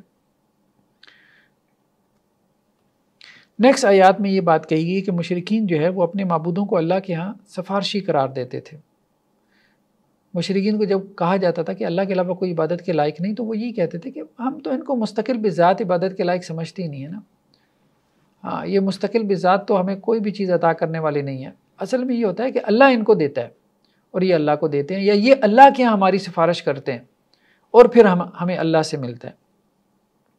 تو اللہ سبحانہ و تعالیٰ اسی پہ تبصرہ کرتے ہوئے کہہ رہے ہیں کہ وہ اللہ کے ماں سوا کی عبادت کرتے ہیں، اور اس کی عبادت کرتے ہیں جو نہ ان کو نفع پہنچا سکتا ہے نہ ان کو نقصان دے سکتا ہے۔ وَيَقُولُونَ هَؤُلَاءِ شُفَعَاؤُنَا عِندَ اللَّهِ، اور وہ کہتے یہ ہیں کہ یہ اللہ کے ہمارے سفارشی ہیں۔ یہ جو بت ہیں نا، اصل میں بت بھی ان کے پیچھے پرسنالٹیز تھیں، ہم اس پہ گفتگو کر چکے ہیں، جن پرسنالٹیز کی وہ پوجا کرتے تھے۔ جیسے ہندو مت میں بھی آج جن بتوں کی پوجا کی جاتی ہے ان کے پیچھے پرسنالٹیز ہیں، کچھ اشخاص ہیں جن کی وہ پوجا کرتے ہیں۔ تو وہ کہتے ہیں کہ یہ اللہ کے یہاں کیا ہیں، سفارشی ہیں۔ وہ یہ کہتے تھے چونکہ دین ابراہیمی پہ تھے تو اللہ کا کانسیپٹ ان کے یہاں تھا، حضرت ابراہیم علیہ السلام کے دین سے چلا آ رہا تھا۔ تو یہاں پہ بھی اب دیکھیں کہ اس امت میں بھی جب یہ شرک ہوتا ہے تو یہی باتیں کہی جاتی ہیں کہ اصل میں تو ہم ان کو مستقل بذات تو سمجھ ہی نہیں رہے نا کہ ہم ان کی کوئی عبادت کر رہے ہیں یا وہ جو ہے وہ ہمیں عطا کر رہے ہیں، ہم تو انہیں اللہ کے یہاں سفارشی بنا رہے ہیں۔ نہیں، اللہ سے براہ راست مانگو، کسی کو اللہ کے یہاں سفارشی بنانے کی ضرورت نہیں ہے، کسی وزیر مشیر اللہ کو، معاذ اللہ دنیا کے بادشاہوں پہ ہم نے اللہ کو تھوڑا قیاس کرنا ہے کہ جس طرح رابطے کے لیے جو ہے وہ ہمیں وزیروں اور مشیروں کی جو ہے وہ ضرورت پڑے۔ وَيَقُولُونَ هَؤُلَاءِ شُفَعَاؤُنَا عِندَ اللَّهِ، اور وہ یہ کہتے ہیں کہ یہ ہمارے سفارشی ہیں اللہ کے ہاں۔ تو اللہ تعالیٰ کیا تبصرہ کر رہے ہیں، قُلْ أَتُنَبِّئُونَ اللَّهَ بِمَا لَا يَعْلَمُ فِي السَّمَاوَاتِ وَلَا فِي الْأَرْضِ، کیا اللہ کو تم یہ خبر دے رہے ہو، وہ جو زمین اور آسمان سب کو جاننے والا ہے، تو اللہ کو تم یہ خبریں دے رہے ہو، بتا رہے ہو جو کچھ آسمان میں ہے زمین میں ہے، مطلب اللہ کی انفارمیشن میں اضافہ کرنا چاہ رہے ہو تم، اللہ کو بتانا چاہ رہے ہو کہ یا اللہ آپ کا کوئی پرنسپل سیکرٹری بھی ہے جس کے واسطے سے ہمیں آپ سے مانگنا ہے، اللہ کو بتانا چاہ رہے ہو، یہ تو تم اللہ کے نالج میں اضافہ کر رہے ہو، یہ کہہ کے کہ اللہ کے یہاں کچھ سفارشی ہیں اور ان کے واسطے سے ہمیں اللہ سے مانگنا ہے۔ سبحان اللہ، پاک ہے اللہ، اس سے پاک ہے، بہت بڑا ہے۔ وتعالی عما یشرکون، اور اللہ بہت بلند ہے اس سے جو تم شرک کرتے ہو۔ یہ ساری چیزیں شرک کے راستے کھولتی ہیں، کو سختی سے جو ہے وہ منع کر دیا گیا، سختی سے منع کر دیا گیا۔ براہ راست اللہ سے مانگو۔ کیوں؟ جن کو تم وسیلہ بنا رہے ہو وہ کس سے مانگتے تھے؟ وہ کیا کسی اور کا وسیلہ بناتے تھے؟ وہ بھی تو اللہ کے رسول صلی اللہ علیہ وسلم، اللہ کے رسول صلی اللہ علیہ وسلم ہوں یا حضرت عیسیٰ ہوں یا حضرت موسیٰ ہوں یا جتنے بھی بڑے بڑے جو ہے وہ آپ اولیاء کی بات کریں، وہ سب اللہ سے براہ راست مانگتے تھے، یہی ان کی عادت تھی، اور اسی وجہ سے ان کو وہ مقام اور مرتبہ ملا کہ وہ اللہ سے ہی مانگنے والے تھے۔ تو یہ شیطان نے بیسیکلی جو ہے وہ مزین کر دیا ہے ان چیزوں کو، ورنہ تو قرآن بہت واضح ہے، بہت کلیئر کٹ ہے کہ استغاثہ جو ہے، پکارنا جو ہے وہ صرف اللہ کو ہے، اللہ کو ہے، اللہ کے ماں سوا کو نہیں۔ نیکسٹ آیات میں یہ بات کہی جا رہی ہے کہ مشرکین جو ہے وہ مشکل وقت میں صرف اللہ کو ہی پکارتے تھے، یعنی جب ہر طرف سے مایوس ہو جاتے تھے تو پھر اللہ کو پکارتے تھے۔ جیسا کہ اللہ تعالیٰ یہاں مثال میں بیان کر رہے ہیں کہ اللہ تعالیٰ ان کو سمندر میں خشکیوں میں چلاتے ہیں، ان کے قافلے چلتے تھے تجارت کے لیے۔ کہا گیا کہ جب تم سمندر میں ہوتے ہو کسی کشتی میں اور بڑی پاکیزہ اور طیب ہوائیں چل رہی ہوتی ہیں اور بڑے خوش ہوتے ہیں کہ یہ بڑا اچھا سفر جا رہا ہے، اچانک تیز و تند ہوا آ جاتی ہے، طوفان، باد و براں شروع ہو جاتا ہے اور ہر طرف سے بڑی بڑی موجیں اٹھتی ہوئی نظر آتی ہیں، لہریں، اور انہیں یہ گمان ہو جاتا ہے کہ اب وہ گھیر لیے گئے۔ دعوا اللہ مخلصین لہ الدین، تو اب اللہ کو پکارتے ہیں خالص اس کے لیے اپنی اطاعت، اپنی خالص اطاعت کو شو کرتے ہوئے، اور ساتھ میں کیا کہتے ہیں؟ لئن انجیتنا من ہذہ لنکونن من الشاکرین، یا اللہ اس مصیبت سے اگر آپ نے بچا لیا تو ہم لازماً شکر گزار ہو جائیں گے۔ تو ہمارے یہاں بھی کیا ہوتا ہے، ہر دربار سے، ہر تعویذ گنڈے سے جب مایوس ہو جاتے ہیں تو پھر آخر میں رب یاد آ جاتا ہے، اب اللہ سے دعا کرتے ہیں۔ اچھا چلیں، بعض اوقات یہ بھی ہوتا ہے کہ اللہ تعالیٰ ان کی مدد کر دیتا ہے، پھر بعد میں کیا کہتے ہیں؟ اللہ کے ساتھ شرک کرنے لگ جاتے ہیں۔ اچھا وہ فلاں تعویذ جو ہے وہ بھی کروایا تھا یا فلاں دربار پہ بھی حاضری دی تھی، ہو سکتا ہے کہ اس کا کوئی اثر ہو گیا ہو، معاذ اللہ ثم معاذ اللہ۔ تو یہ شیطان نے کس طرح سے انسان کو جو ہے وہ دھوکے میں ڈالا ہوا ہے شرک کے معاملے میں۔ شرک کے بھائی اللہ سے مانگنے میں تو کوئی اختلاف نہیں ہے، تو بس صرف اللہ سے مانگو۔ کیا کسی نے منع کیا ہے کہ اللہ سے براہ راست نہیں مانگ سکتے یا یہ کوئی مکروہ عمل ہے؟ سب یہ کہتے ہیں کہ سب سے پسندیدہ عمل یہی ہے کہ صرف اللہ سے مانگو، مستحب اور ریکمینڈڈ یہی ہے، تو وہی کام کریں جو بہترین ہے۔ اس کام کی طرف کیوں جاتے ہیں کہ جو کم تر ہے؟ نیکسٹ آیات میں جو ہے وہ دنیا کی زندگی کی مثال دی گئی ہے کہ دنیا کی زندگی کی مثال ایک کھیتی کی سی ہے۔ فرمایا گیا کہ دنیا کی زندگی کیا ہے کہ جیسے پانی بارش کی مثال ہے، آسمان سے اترتا ہے، پھر اس کے ذریعے سے اناج، فصل، غلہ وغیرہ اگتا ہے، اور اس میں سے لوگ بھی کھاتے ہیں، چوپائی بھی کھاتے ہیں۔ یہی معاملہ انسان کا بھی ہے۔ انسان بھی کیا اس دنیا میں آتا ہے تو یہ ایک جنریشن ہے نا، ایک نسل ہے۔ جیسے وہاں پہ ایک فصل ہے، اس فصل کو کون؟ کسان کاٹ لیتا ہے، اور اس کے بعد کیا ہے؟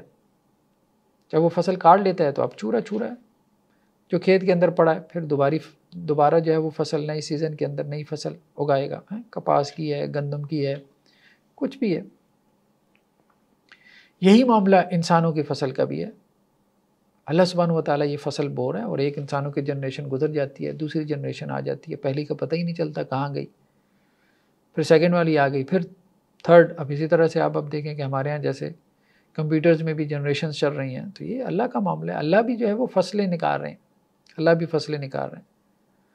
اور کہا ہے کہ اسی طرح سے جیسے پہلی والی جنریشن تمہاری غائب ہو گئی، تم نے بھی غائب ہو جانا ہے، اور تمہاری جگہ دوسری جنریشن آ جائے گی، تو کچھ کر کے جاؤ۔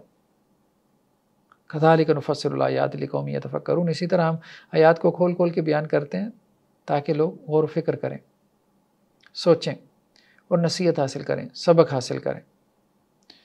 یعنی جتنے لوگ آج موجود ہیں، شاید آج سے 100 سال بعد، 100 سال اگر ہم ایک جنریشن کا لے لیں، 100 سال بعد شاید ہی ان میں سے کوئی ایک ہو، سب جو ہے وہ مر کھپ چکے ہوں گے تقریباً۔ نیکسٹ آیات میں اللہ سبحانہ و تعالیٰ مشرکین کے جو معبود ہیں ان کے بارے میں بیان کریں کہ قیامت والے دن وہ اپنے فالورز کا جو شرک ہے اس سے بیزاری کا اظہار کریں گے۔ تو اللہ سبحانہ و تعالیٰ کہہ رہے ہیں قیامت والے دن ہم ان سب کو جمع کریں گے، یعنی جن کی عبادت کی جاتی تھی، جن کو پکارا جاتا تھا، اور وہ جو ان کی عبادت کرتے تھے۔ پھر جو لوگ شرک کرتے تھے، اللہ کے ساتھ پارٹنر تلاش کرتے تھے، ان کو کہا جائے گا کہ بھائی کھڑے ہو جاؤ اپنی جگہ پہ ذرا، اور پھر ان کے شریک بھی وہ بھی کھڑے ہو جائیں گے جن کو وہ اللہ کے ساتھ شریک ٹھہراتے تھے، ٹھیک ہے، لیکن علیحدہ علیحدہ جو ہے وہ گروہ بن جائیں گے۔ وقال شرکاؤ ما کنتم ایانا تعبدون، اب جن کی وہ عبادت کرتے تھے وہ تو کہیں گے یا اللہ یہ تو ہماری عبادت نہیں کرتے تھے، یہ تو ہماری عبادت نہیں کرتے تھے، یعنی ہمیں تو پتہ بھی نہیں کہ یہ ہماری عبادت کرتے تھے۔ حضرت عیسیٰ علیہ السلام انکار کر دیں گے کہ انہوں نے مجھے اللہ کا بیٹا بنا لیا، یا اللہ مجھے تو نہیں پتہ تھا، میں نے تو انہیں کہا بھی نہیں، مجھے تو یہ بھی نہیں معلوم کہ اللہ کا بیٹا بنا کے میری پوجا کرتے تھے۔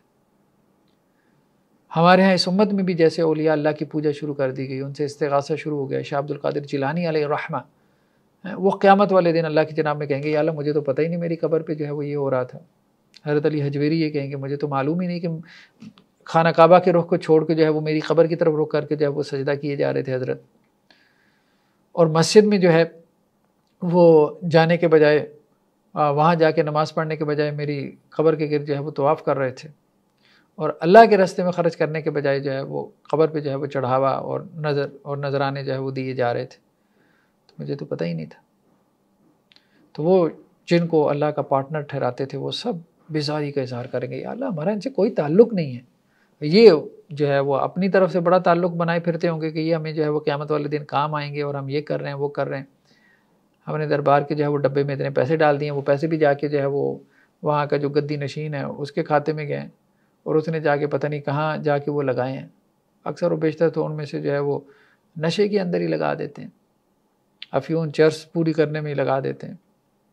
جیسی درباروں کی صورتحال ہے جا کے دیکھیں کون سا کرائم ہے جو درباروں پہ جا کے نہیں ہو رہا، مزاروں پہ جا کے ہیں۔ چائلڈ ابیوز وہاں پہ ہو رہا ہے، اڈلٹری زنا وہاں پہ ہو رہی ہے، فاحشہ عورتیں وہاں پہ جا کے کھڑی ہوں گی، شرک وہاں پہ ہو رہا ہے، وہاں پہ جو ہے وہ آپ کو ملنگ بیٹھے نظر آئیں گے جو بھنگ گھوٹ گھوٹ کے پی رہے ہیں، چرس افیون وہاں پہ بہت زیادہ چلتی ہوئی آپ کو نظر آ رہی ہے، اور اس کے پیچھے جو اس گدی کے لیے جو جھگڑے ہوتے ہیں، پیچھے قتل و غارت ہوتی ہے، کبھی اس کو دیکھیں، اور پھر جو گدی نشین ہیں ان کی شکل و صورت کو دیکھیں، اور ان کے جو ہے وہ اعمال اور کرتوت دیکھیں، ان کا دین سے کیا تعلق ہے۔ یہ صورتحال ہے۔ یہ بیسیکلی یہ شرک کیا ہے؟ ایک ظلم کا نظام ہے، ظلم کا نظام ہے۔ توحید کیا ہے؟ عدل کا نظام ہے، اور شرک ظلم کا نظام ہے۔ وہ ظلم کا نظام ہمیں نظر آتا ہے، اگر اس میں کوئی خیر کا پہلو ہوتا ہے تو یہ اتنی برائیاں کیوں جڑی ہوتی ہیں اس سب کے ساتھ؟ بہرحال وہ شرک نے جو ہے وہ اور برائیوں کو بھی جنم دیا، وہ سب ہمیں نظر آتی ہیں مزاروں کے اوپر، درباروں پہ۔ تو کہا جا رہا ہے کہ وہ جن کو وہ اللہ کا شریک ٹھہراتے تھے، جن سے امیدیں لگائے بیٹھے تھے، وہ تو انکار کر دیں گے، تو وہ تو بیزاری کا اظہار کریں گے، چاہے ہمارا ان سے کوئی تعلق نہیں۔ فَقَفَى بِاللَّهِ شَهِيدًا بَيْنَنَا وَبَيْنَكُمْ إِن كُنَّا عَنْ عِبَادَتِكُمْ لَغَافِلِينَ، ہم تو تمہاری عبادت سے غافل تھے، ہمیں تو پتہ ہی نہیں ہے تم ہمیں پکار رہے تھے، ہمیں پتہ ہوتا تو ہم تمہیں منع کر دیتے۔ نیکسٹ آیات میں قرآن مجید کے بارے میں کہا جا رہا ہے کہ اس جیسا کلام لانا ممکن نہیں ہے، اور یہی اس کے سچا کلام یا اللہ کا کلام ہونے کی دلیل ہے۔ تو اے نبی وسلم، یہ آپ کو کہتے ہیں کہ آپ نے قرآن اپنی طرف سے گھڑ لیا، بنا لیا، جیسا کہ مشرکین یہ دعویٰ کرتے تھے کہ آپ کو کوئی اجمی غلام جو ہے وہ آ کے پڑھاتا ہے، سکھاتا ہے، اس نے آپ کو پڑھنا لکھنا سکھایا ہے، جس کی بنیاد پہ آپ نے جو ہے یہ کلام ترتیب دیا ہے۔ جیسے وہ کہتے تھے کہ کوئی شاعر ہوتا ہے اور شاعری کرتا ہے، تو اسی طرح آپ صلی اللہ علیہ وسلم بھی معاذ اللہ شاعر ہیں، اور یہ آپ کی شاعری ہے، یہ اللہ کا کلام نہیں ہے، اس قسم کی باتیں کرتے تھے، مختلف دعوے تھے ان کے۔ تو کہا جا رہا ہے کہ اگر یہ کہتے ہیں کہ آپ صلی اللہ علیہ وسلم نے یہ کلام جو ہے وہ اپنی طرف سے بنایا ہے، یعنی یہ قرآن مجید آپ کی تصنیف ہے، تو آپ انہیں کہیں فَأْتُوا بِسُورَةٍ مِثْلِهِ، اس جیسی ایک صورت ہی لے آؤ، وَدُعُوا مَنِ اسْتَطَعْتُم مِّن دُونِ اللَّهِ إِن كُنتُمْ صَادِقِينَ، اللہ کے علاوہ جتنے ہیں سب اپنے بڑے بڑے شعراء، خطباء، عربی زبان کے ماہرین سب کو اکٹھا کرو اور قرآن جیسی ایک صورت لے آؤ۔ اگر تو محمد صلی اللہ علیہ وسلم کا کلام ہے تو تم لے آؤ گے، اور اگر اللہ کا کلام ہے تو کبھی نہیں لا سکو گے۔ بل کذبوا بما لم يحيطوا بعلمه ولما يأتهم تأويله، بلکہ انہوں نے جھٹلایا اس کو کہ جس کا وہ اپنے علم سے احاطہ نہیں کر سکے، ان کا علم ہی محدود ہے، وہ پہچان ہی نہیں سکے چھوٹے تھوڑے سے علم کے ساتھ۔ یہ سائنس کا علم فلاں یہ وہ ہے، کتنا علم ہے سائنس کا ان کے پاس، اب ان کو بھی سمجھ میں آ رہی ہے کہ یہ یونیورس بہت وسیع ہے، ہمیں تو کچھ بھی نہیں پتہ، اب ہمیں یہی پتہ ہے کہ ہمیں کچھ بھی نہیں پتہ۔ اتنے چھوٹے سے علم کے ساتھ یہ اتنے بڑے علم کو جو قرآن کا علم ہے، جو اللہ کے پاس سے آیا ہے، اس کا احاطہ کیسے کر سکتے ہیں، اس کی باتوں کا احاطہ کیسے کر سکتے ہیں، اس کو کیسے سمجھ سکتے ہیں؟ اس کے لیے تو ایمانی پرسپیکٹیو چاہیے، ایمان چاہیے اس کو سمجھنے کے لیے، اتنا محدود سا علم نہیں۔ تو اے نبی صلی اللہ علیہ وسلم، ان سے پہلے لوگ بھی اسی طرح سے جھٹلاتے رہے، تو یہ دیکھ لیں پہلے لوگوں کا کیا انجام ہوا ہے، تو ان کا بھی وہی ہو جائے گا۔ اللہ سبحانہ و تعالیٰ باقی ہے، ازل سے ہے، انسان آ رہے ہیں جا رہے ہیں بس۔ نیکسٹ آیات میں یہ بات کہی جا رہی ہے کہ نبی کے پاس یہ اختیار نہیں ہے کہ وہ اپنے آپ کو نفع اور نقصان پہنچا سکے، یہ نبی کے پاس اختیار نہیں ہے، یہ اللہ کی ذات ہے جو کسی کو فائدہ دیتی ہے یا کسی کو نقصان پہنچاتی ہے۔ تو اے نبی صلی اللہ علیہ وسلم آپ ان کو کہہ دیں کہ میں تو اپنی ذات کے لیے بھی یہ اختیار نہیں رکھتا کہ میں اپنے آپ کو کوئی نفع یا کوئی نقصان پہنچا سکوں، مگر جو اللہ چاہے۔ لکل امت اجل، ہر امت کے لیے جو ہے وہ ایک وقت مقرر ہے، اور جب ان کا مقررہ وقت آ جاتا ہے تو نہ وہ اس سے آگے بڑھیں گے اور نہ ہی وہ اس سے پیچھے ہٹیں گے۔ تو نفع نقصان جو ہے یہ بیسیکلی توحید ربوبیت، نفع نقصان دنیا کی کسی چیز میں بھی نہیں ہے، مادے میں بھی نہیں ہے، میٹر میں بھی نہیں ہے۔ ہاں یہ بھی نہیں ہے کہ اس کا تو انکار کر دیں کہ نفع نقصان جو ہے وہ نبی نہیں دے سکتا، اور پھر مادے کے اندر نفع نقصان جو ہے وہ مان کے بیٹھا ہوا اور اپنے آپ کو مواحد سمجھ رہا ہو۔ نہیں، ہر چیز سے جو ہے وہ نفع اور نقصان کی جو ہے وہ نفی کرنی ہے۔ سب کچھ اللہ سے ہوتا ہے، اللہ کے غیر سے کچھ بھی نہیں ہوتا۔ اللہ کا غیر کون ہے؟ اللہ کے غیر مطلب چھری سے کچھ بھی نہیں ہوتا، اصل میں تو اللہ کا حکم ہے جس کی وجہ سے چھری جو ہے وہ کاٹتی ہے، ٹھیک ہے۔ دوائی سے کچھ بھی نہیں ہوتا، اصل میں تو اللہ کا حکم ہے جس کی وجہ سے شفا ملتی ہے، ٹھیک ہے۔ تو یہ کوئی بھی چیز ہے، یہ جو ہمیں فزیکل لاز نظر آتے ہیں، فزیکل لاز ہی ہو رہا ہے نا، بھائی فزیکل لاز بھی تو اللہ کی کریشن ہے، اللہ کی کریشن ہے۔ جب اللہ تعالیٰ چاہتے ہیں تو وہ فزیکل لا عمل ہی نہیں کرتا، اسی کو تو میریکل کہتے ہیں۔ جب چاہتے ہیں اللہ تعالیٰ جو ہے وہ دخل اندازی کر کے جو ہے وہ اس قانون کو جو اللہ نے خود بنایا اس کو اللہ تعالیٰ توڑ دیتے ہیں۔ تو یہ ہے کہ نفع و نقصان صرف اور صرف اللہ کی ذات کے پاس ہے۔ نیکسٹ آیات میں قرآن مجید کی جو ہے وہ مقام اور مرتبے کو بیان کیا گیا، کہا گیا کہ دیکھو تمہارے رب کی طرف سے تمہارے پاس ایک نصیحت آئی ہے، اور یہ شفا ہے، یہ قرآن کیا شفا ہے؟ کس کے لیے شفا ہے؟ لما فی الصدور، جو سینوں میں بیماری ہیں ان کے لیے شفا ہے۔ سینے دل کی بیماری ہے، کفر ہے، نفاق ہے، عجب ہے، خود پسندی ہے، تکبر ہے، ریا ہے، مختلف قسم کی بیماریاں جو انسان کے دل میں آ جاتی ہیں، بغض ہے، نفرت ہے، کینہ ہے، حسد ہے، یہ سب بیماریوں کے لیے یہ قرآن شفا۔ قرآن پڑھو تمہارا دل صاف ہو جائے گا، اور جب دل صاف ہوگا تو پھر تمہارا تزکیہ نفس ہوگا۔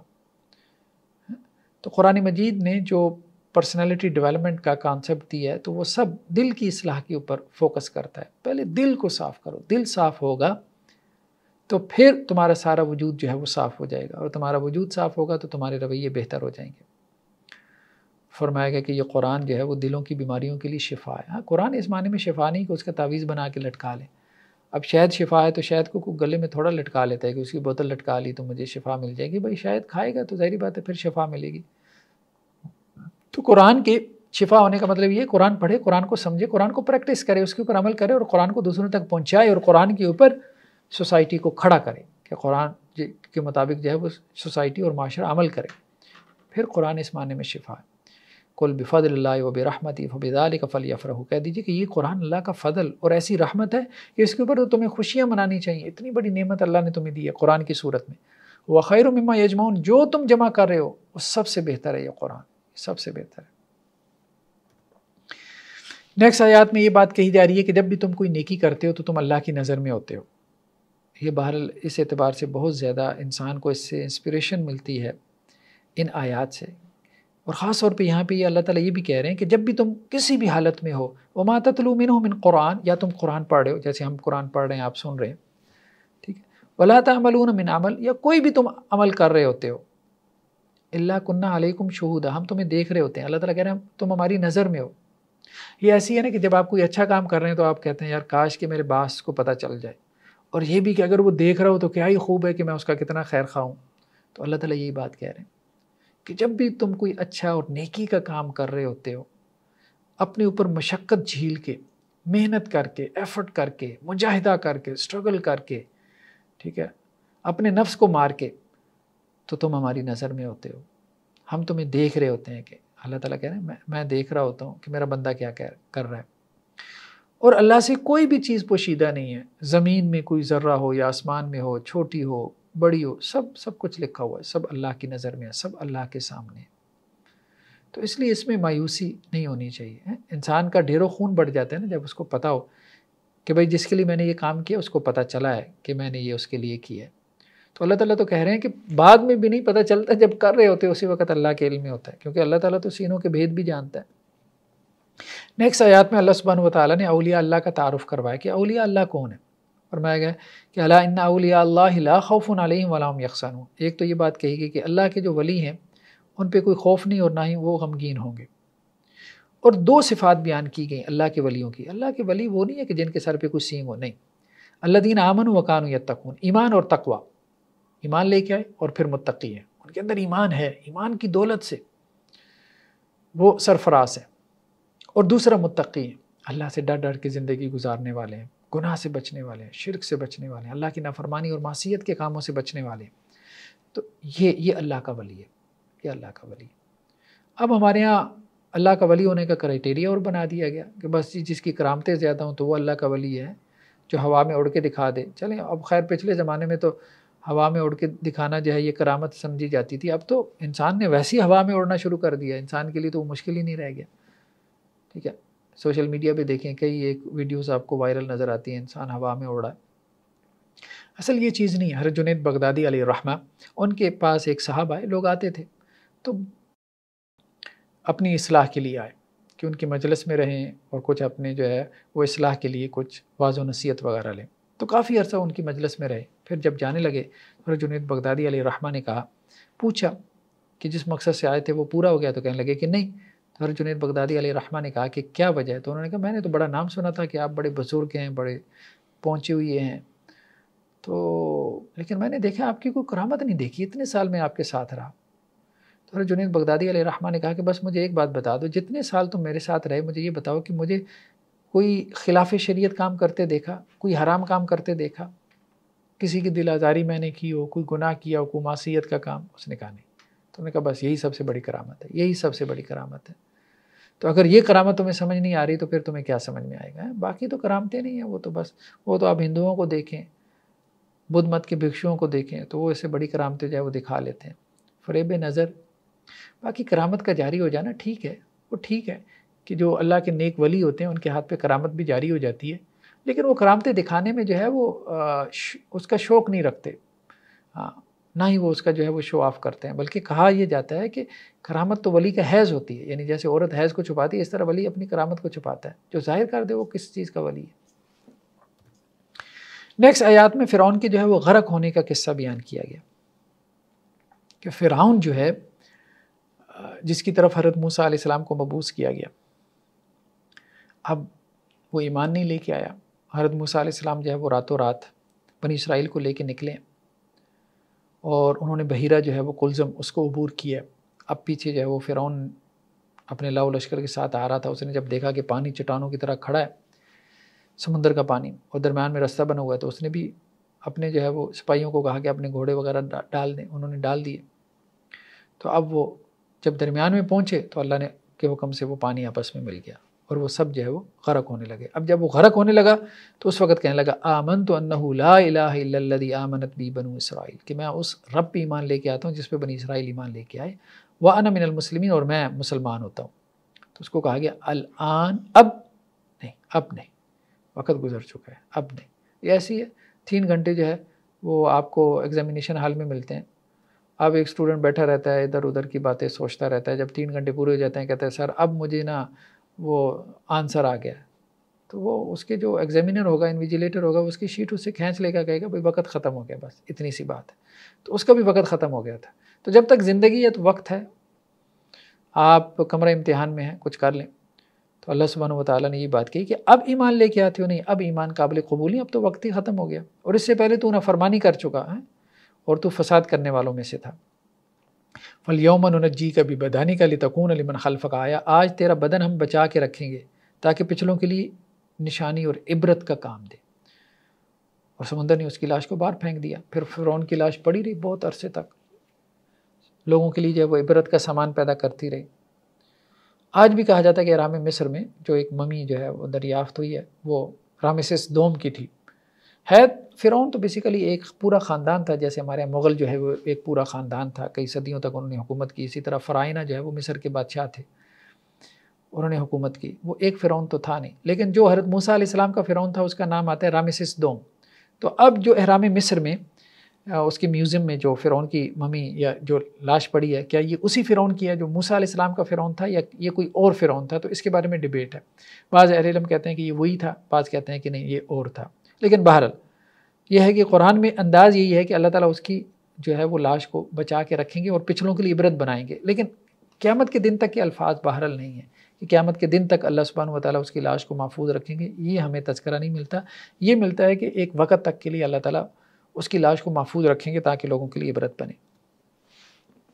نیکسٹ آیات میں حضرت یونس علیہ السلام کا قصہ جو ہے وہ بیان ہو رہا ہے۔ حضرت یونس علیہ السلام جو ہے یہ ایک بستی کی طرف بھیجے گئے جو نینوا کی بستی کہلاتی ہے، یہ عراق میں، جو قدیم عراق تھا اس کے اندر جو ہے وہ دجلہ اور فرات کے کنارے عام طور پہ بستیاں جو ہے وہ آباد ہوتی تھیں، تو یہ بھی غالباً دجلہ کے کنارے جو ہے وہ یہ ان کی بستی آباد تھی، اور 1 لاکھ کے قریب ان کی آبادی تھی۔ اس زمانے میں 1 لاکھ بڑی آبادی تھی۔ تو حضرت یونس جو ہے وہ ان کی طرف بھیجے گئے اللہ کے نبی اور رسول بنا کے۔ تو حضرت یونس علیہ السلام نے دعوت و تبلیغ کا کام کیا، قوم ایمان نہیں لے کے آئی۔ پھر پچھلی قوموں پہ جیسے جو ہے وہ عذاب نازل ہوتا تھا تو ان کے لیے بھی جو ہے وہ عذاب کے آثار ظاہر ہونا شروع ہو گئے۔ تو حضرت یونس علیہ السلام اس سے پہلے اپنی قوم کو جو ہے وہ چھوڑ کے چلے گئے، اللہ کی طرف سے حکم نہیں آیا تھا۔ اب نبی کے لیے یہ ہوتا ہے کہ جب تک اللہ کی طرف سے حکم نہ آئے تو اس وقت تک نبی جو ہے اپنی قوم کو چھوڑ کے نہیں جا سکتا، لیکن حضرت یونس علیہ السلام کو یہ تو پتہ چل گیا تھا کہ اب عذاب آنے والا ہے، لیکن اللہ کی طرف سے چونکہ اس اسٹیشن کو چھوڑنے کا حکم نہیں تھا اور وہ چھوڑ کے چلے گئے تھے، تو اب جب وہ بیٹھے ہیں کشتی میں تو کشتی جو ہے وہ ڈولنے لگی ہے، تو کسی نے کہا کہ جی کوئی غلام اپنے مالک سے جو ہے وہ بھاگ کر آیا، تو قرہ ڈالتے ہیں، تو جو بھاگ کے آیا تو اس کو ہمیں جو ہے وہ اپنی کشتی سے اتارنا پڑے گا ورنہ تو سب ڈوب جائیں گے۔ تو وہ قرہ جو ہے وہ حضرت یونس علیہ السلام کے نام نکلا، تو ان کو جو ہے وہ سمندر میں دھکیل دیا گیا۔ اس کا تذکرہ ہمیں قرآن میں بھی بعض دوسرے مقامات پہ ملتا ہے جس کا ذکر آئے گا آگے چل کے۔ تو ان کو ایک مچھلی نے نگل لیا، پھر وہ مچھلی کے پیٹ میں رہے تقریباً 3 دن تک، پھر اس میں انہوں نے اللہ سے دعا کی لا الہ الا انت سبحانک انی کنت من الظالمین، اور پھر مچھلی نے انہیں جو ہے وہ سمندر کے کنارے جو ہے وہ اگل دیا، اور پھر کمزوری سے اللہ تعالیٰ نے ان کو صحت جو ہے وہ عطا فرمائی۔ اب دوسری طرف ان کی جو قوم کے لوگ تھے، تو جب عذاب کے آثار نظر آنا شروع ہوئے تو یہ سب اپنے قوم کے لوگ جو ہے وہ عورتوں کو، بچوں کو، بوڑھوں کو لے کے نکلے، اور پھر اللہ کے سامنے جو ہے وہ گڑ گڑا کے آہوزاری کی اور معافی مانگی، تو اللہ تعالیٰ نے عذاب کو ٹال دیا۔ تو یہ صرف قوم یونس کی ایک ایکسیپشن ہے کہ جب عذاب کے آثار نظر آنا شروع ہو گئے تو پھر ان سے عذاب جو ہے وہ ٹال دیا گیا، ورنہ کسی بھی قوم کے ساتھ ایسا نہیں ہوا کہ جب عذاب کے آثار نظر آنا شروع ہو جاتے تو پھر عذاب نہیں ٹلتا تھا۔ جیسے ابھی فرعون کی اور آل فرعون کی جو ہے وہ ذکر گزرا کہ ان کا ایمان قبول نہیں کیا گیا جبکہ وہ ڈوب رہے تھے۔ اس کی وجہ یہ بیان کی جاتی ہے کہ چونکہ حضرت یونس علیہ السلام اللہ کے حکم کے بغیر جو ہے وہ بستی چھوڑ کے چلے گئے تھے، تو اس کا کریڈٹ جو ہے وہ ان کی قوم کو دیا گیا۔ تو کہا گیا کہ کوئی بھی بستی کو اس کا ایمان جو ہے وہ کام نہ آیا، یعنی کب؟ جب عذاب کے آثار نظر آنا شروع ہو گئے، سوائے قوم یونس کے۔ جب وہ ایمان لے کے آئے تو ہم نے ان سے ان کے عذاب کو جو ہے وہ دور کر دیا۔ اور کون سا عذاب؟ یہ دنیا کی زندگی کا عذاب تھا، اور ہم نے ایک اور وقت مقرر تک کے لیے ان کو جو ہے وہ مہلت دے دی۔ اور بعد میں اللہ کے رسول صلی اللہ علیہ وسلم کو کہا جا رہا ہے کہ وَلَوْ شَاءَ رَبُّكَ لَآمَنَ مَنْ فِي الْأَرْضِ كُلُّهُمْ جَمِيعًا، کہ اگر آپ کا رب چاہے تو سب کے سب دنیا میں ایمان لے آئیں، لیکن اللہ تعالیٰ جو ہے وہ زبردستی ایمان نہیں جو ہے وہ چاہتے کہ یہ زبردستی ایمان لے کے آئیں۔ اللہ کے لیے کیا مشکل ہے؟ اللہ تعالیٰ کوئی ایسی دلیل اتار دیں کہ ان کی گردن جھکی کی جھکی رہ جائے، ان کے لیے ممکن ہی نہ رہے، لیکن پھر وہ ایمان جو ہے وہ چوائس والا معاملہ نہیں رہ جائے گا، اختیار والا معاملہ نہیں رہ جائے گا۔ تو ایمان بیسیکلی اختیار والا معاملہ ہے، تاکہ اس کی بنیاد پہ کیا ہو؟ اس کی بنیاد پہ پھر اس کی ایویلیویشن ہو، اور اس ایویلیویشن کی بنیاد پہ آخرت میں پھر اس کو ریوارڈ ملے۔ جب ایمان ایک جبر بن جائے گا، اس کے لیے مجبوری بن جائے گی، تو پھر تو ظاہری بات ہے پھر اللہ نے اسے دھکے سے جنت میں جو ہے وہ دھکیلا ہے، وہ اپنی مرضی سے تو جنت میں نہیں گیا، بائی چوائس تو نہیں گیا۔ تو اس لیے اللہ سبحانہ وتعالیٰ چاہیں تو سب مومن ہو جائیں، لیکن اللہ تعالیٰ یہ نہیں چاہتے۔ افانت تکرہ الناس حتی یکونوا مؤمنین، تو اللہ کے نبی صلی اللہ علیہ وسلم کو بھی کہا گیا کہ کیا آپ لوگوں کو زبردستی جو ہے وہ مومن بنائیں گے؟ بس آپ کا کام لوگوں تک پہنچا دینا۔ نیکسٹ جو ہے وہ سورہ ہود کا آغاز ہوتا ہے 11ویں پارے کے آخر میں، اور یہ آخری آیات ہیں 11ویں پارے کی کہ جن میں حضرت عثمان رضی اللہ عنہ کے بارے میں کہا جاتا ہے کہ یہ ان کی طرف اشارہ ہے، اگرچہ نام تو نہیں ہے قرآن میں، تو بس اشارہ ہے کہ اے نبی صلی اللہ علیہ وسلم کچھ لوگ ایسے ہیں کہ وہ اپنے سینوں کو مروڑتے رہتے ہیں تاکہ وہ اللہ سے چھپ سکیں، اللہ سے پردہ کریں۔ لیکن دیکھو کہ اللہ سے چھپنے کی ضرورت نہیں، اللہ سے پردہ کرنے کی ضرورت نہیں ہے، تمہارا سب کچھ اللہ کے سامنے. تو کہا جاتا ہے کہ کچھ صحابہ میں شرم و حیا زیادہ تھی، جیسے حضرت عثمان رضی اللہ عنہ، کہ جب وہ اپنی اہلیہ کے پاس اکیلے ہوتے تھے تو اس وقت بھی جو ہے وہ اپنے آپ کو چھپانے کی کوشش کرتے تھے، یا جب غسل کے لیے اکیلے ہوتے تھے حمام وغیرہ میں تو اس میں بھی وہ اپنے آپ کو چھپانے کی کوشش کرتے تھے. تو اس کو کہا گیا کہ اللہ سے اپنے آپ کو چھپانے کی ضرورت نہیں ہے. تم اللہ کے سامنے ہوتے ہو جب تم اپنے آپ کو چھپا رہے ہوتے ہو، اور جب تم اپنے آپ کو ظاہر کر رہے ہوتے ہو، یعنی کپڑوں میں بھی تم اللہ کے سامنے ہوتے ہو. انہ علیم بذات الصدور، تو اللہ تعالیٰ سینوں کے بھید بھی جانتا ہے. تو مطلب ضرورت سے زیادہ شرم و حیا یہ بھی مناسب نہیں ہے، انسان اس میں بھی اپنے آپ کو جو ہے وہ مشقت میں ڈال دیتا ہے. تو یہ 11ویں پارے کا خلاصہ تھا. اللہ سبحانہ و تعالیٰ سے دعا ہے اللہ تعالیٰ ہمیں جو باتیں کہی ہیں سنی گئی ان پہ عمل کی توفیق نصیب فرمائے. جزاکم اللہ خیر، والسلام علیکم ورحمۃ اللہ وبرکاتہ.